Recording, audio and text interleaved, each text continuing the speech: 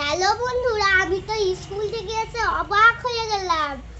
আজই হবে করকনাথের কালিয়া। এই দেখুন করকনাথ মুরগি, এটার হবে আজকে চিকেন কারি। মাংসটা কাটা হয়ে গেছে, দেখুন কাটার পরেও মাংসটা কেমন কালো হয়ে আছে। এবার ম্যারিনেট করে নেব। দিয়ে দেব পাতিলেবুর রস, তারপরে দেব লবণ, হলুদ গুঁড়ো, ভালো করে মেখে নেব। তারপরে দিয়ে দেব লঙ্কার গুঁড়ো।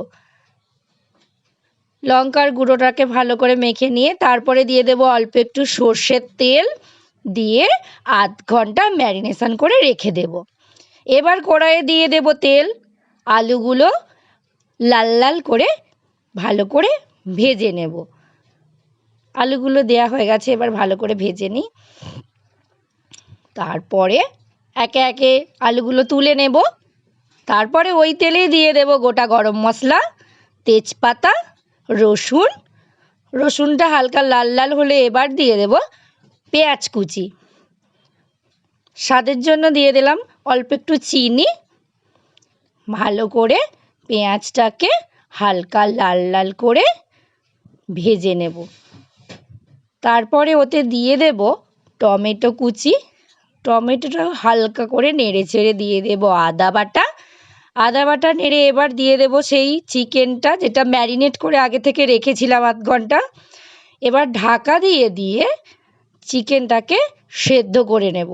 এটা দেশি মুরগি, খুব শক্ত, তাই প্রেসারে দেব। চিকেনটা কষানো হয়ে গেছে, এবার প্রেসার নিয়েছি। প্রেসার কুকারে ভালো করে দিয়ে ওতে দিয়ে দেব আলু, পরিমাণ মতো দিয়ে দেব জল। এবার ঢাকনাটা এঁটে দেব। 4-5টা সিটির জন্য ওয়েট করব। দেখুন খানিকক্ষণ পর আমাদের হয়ে গেছে। কালারটা দারুণ এসেছে, লাল হয়ে আছে। রান্নার পরেও দেখুন মাংসটা কালো হয়ে আছে। এবার এটা আমরা খাবো রুমালি রুটি দিয়ে। আমার ছেলে বায়না করেছে আজকে রুমালি রুটি দিয়ে করকনাথের চিকেন কষা খাবে, তাই রুমালি রুটি নেওয়া হয়েছে।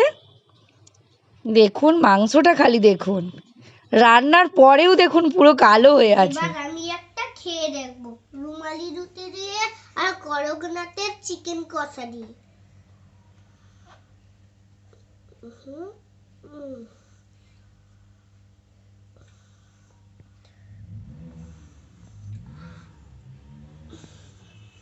খুব টেস্টি। আপনারাও যদি করকনাথ মুরগি যদি দেখে থাকেন তাহলে জলদি কিনুন আর কষা খেয়ে দারুণ লাগবে। রেসিপিটা কেমন লাগলো বলবেন। যদি ভালো লাগে তাহলে লাইক সাবস্ক্রাইব করে দেবেন।